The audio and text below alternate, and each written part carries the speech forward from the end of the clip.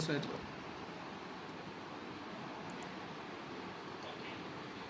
പിന്നെ my power. പിന്നെ super user. Okay.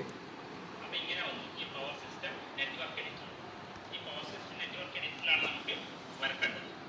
Power system network editor. ഒരു മിനിറ്റ് ഞാൻ കമ്പട്ടെ. അത് ഡബിൾ ക്ലിക്ക്.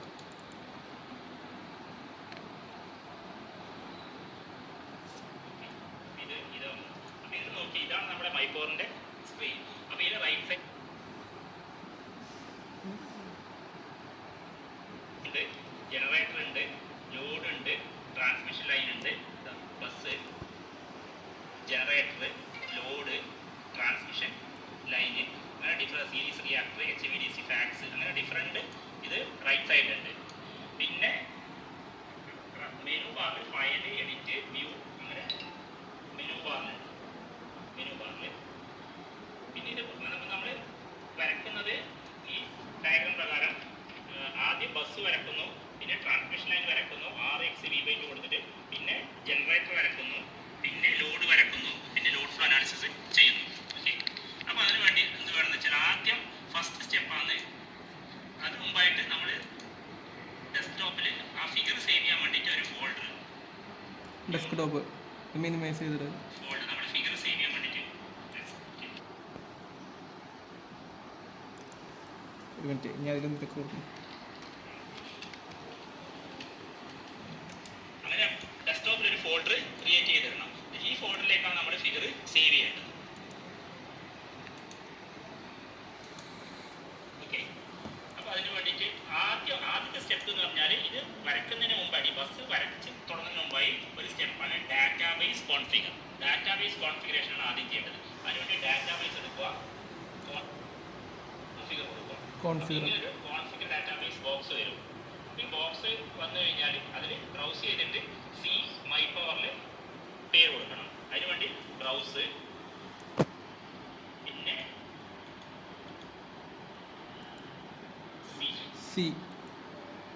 അതിൽ മൈ പവർ നമ്മൾ വെറുതെ ചുമ്മാ അങ്ങനെ എന്തെങ്കിലും പേര് കൊടുക്കുക. എന്തെങ്കിലും ഒരു പേര് കൊടുക്കുക. നമ്മുടെ പേരിന് ഫസ്റ്റ് ലെറ്റേഴ്സ് കൊടുത്തോ. ഓപ്പൺ കൊടുക്കുക. ഓപ്പൺ കൊടുക്കുമ്പോൾ ഇങ്ങനെ പാത്ത് കാണിച്ചു, മൈ പവർ കാണിച്ചു. അവിടെ കണക്ട് കൊടുക്കുക, എന്നിട്ട് ഓക്കെ കൊടുക്കുക.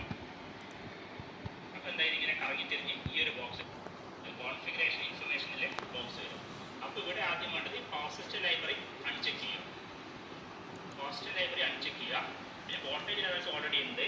ഇലക്ട്രിക്കൽ കറൻറ്റ് ഇൻഫോർമേഷനിൽ 100, 50, അതാണ് ക്വസ്റ്റ്യൻ്റെ 50 വേർഡ്സ് ആണ്, 100 ആണ്. അൺചെക്ക് ചെയ്യുക. പവർ സിസ്റ്റം ലൈബ്രറി അൺചെക്ക് ചെയ്യുക. പിന്നെ വോൾട്ടേജ് ലെവൽസ് ഓൾറെഡി ഉണ്ട്.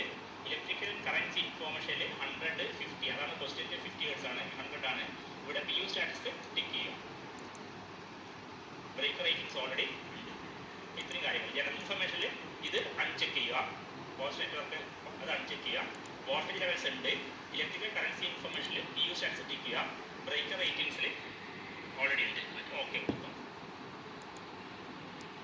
അപ്പോൾ ഇതിനെ കറങ്ങിത്തിരിഞ്ഞ് നമ്മുടെ വരക്കേണ്ട സ്ക്രീനിലേക്ക് വരും. ഇതുപോലെ initializing status and circuit info ഇങ്ങനെ കറങ്ങിത്തിരിഞ്ഞ് സ്ക്രീനിലേക്ക് വരും. അപ്പോൾ ഇങ്ങനെ കറങ്ങിത്തിരിഞ്ഞ് സ്ക്രീനിലേക്ക് വന്നാൽ മാത്രമേ നമുക്ക് വരക്കാൻ തുടങ്ങാൻ പറ്റൂ. അപ്പോൾ ആദ്യം എന്ത് വേണം? ആദ്യം മൈ പവർ എടുത്ത പാടിനെ ഡാറ്റാബേസ് കോൺഫിഗർ കൊടുക്കുക. എന്നിട്ട് അതിൻ്റെ ആ പാത്തൊക്കെ കൊടുത്തിട്ട് അത് ആ ഇനീഷ്യൽ കാര്യങ്ങൾ ചെയ്ത് കഴിഞ്ഞ് ഇത് എത്തിക്കഴിഞ്ഞാൽ മാത്രമാണ് നമുക്ക് വരക്കാൻ പറ്റുക. ഓക്കെ. അപ്പോൾ ഫസ്റ്റ് സ്റ്റെപ്പ് കഴിഞ്ഞു. ഇനി എന്ത് വേണം?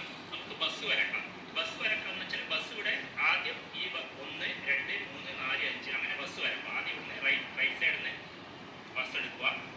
അപ്പോൾ ഈ ലെഫ്റ്റ് സൈഡ് 400, 230, 220 അങ്ങനെ ഡിഫറെൻറ്റ് വോൾട്ടേജ് ബസ് എടുക്കുക. അതിങ്ങനെ പോസ് ചെയ്താണോ കാണിക്കുന്നുണ്ട്. അപ്പോൾ അതിൽ നമ്മൾക്ക് എന്താ വേണ്ടത്? 220 വേണ്ടത്. അപ്പോൾ 220 ബസ് ക്ലിക്ക് ചെയ്യും. എന്നിട്ട് ആദ്യം ഫസ്റ്റ് ബസ് വരക്കുക. Bus ID 1. ഇതിന് പേര് മാറ്റുന്ന വേണ്ട. ബസ് ID 1 തന്നെ കൊടുത്താൽ മതി. ഓക്കെ കൊടുക്കുക. സേവ് ചെയ്യും. ഓക്കെ കൊടുക്കുക. സേവ് ചെയ്യും. പിന്നെ രണ്ടാമത്തെ നമുക്ക് ബസ് വരക്കുക. ഈ സേവ് കൊടുത്ത് എവിടെ കൊടുത്ത് ഓക്കെ, സേവ് ആ ബസ് ഓർഡർ തന്നെ. ആദ്യം 1 2 3 4 5 അങ്ങനെ ഓർഡർ വരക്കുക. പിന്നെ 3 വരച്ചു. ഇനി നാലാമത്തത് 3 ഇവിടെ മൂന്നാമത്തെ ബസ് സേവ് സേവ് 4 ഞാനിവിടെ ഇല്ല. ആ അഞ്ചാമത്തത്. Okay, save. ഇപ്പൊ നമ്മൾ ബസ് വരച്ചു. ഇതെന്ത് വേണം? എന്താ സപ്ലൈ ഒക്കെ പോയി കഴിഞ്ഞാൽ ചിലപ്പോൾ ഷട്ട് ഡൗൺ ആയി കഴിഞ്ഞാൽ നമുക്ക് ഇത് വരച്ചത് മുതൽ തുടങ്ങണമല്ലോ. അപ്പോൾ അത് ഓപ്പൺ ചെയ്തെടുക്കാമല്ലോ. അതിനുവേണ്ടി നേരത്തെ പോലെ ഡെസ്ക്ടോപ്പിലെ ഫോൾഡറിലേക്ക് സേവ് ചെയ്തെടുക്കാം. File save as. File save as മൈക്രോറിലല്ല, ഡെസ്ക്ടോപ്പിലാണ് നമ്മൾ ഫോൾഡർ ക്രിയേറ്റ് ചെയ്തിരിക്കുന്നത്. ഡെസ്ക്ടോപ്പിൽ ഡെസ്ക്ടോപ്പിൽ എസ് രാജേഷ് അതിൽ ആ വിഷ്ണു ഹാൻഡിൽ കൊടുക്കാം. ഓസിയുടെ അതല്ല നമ്മുടെ ഫോൾഡർ അതെ.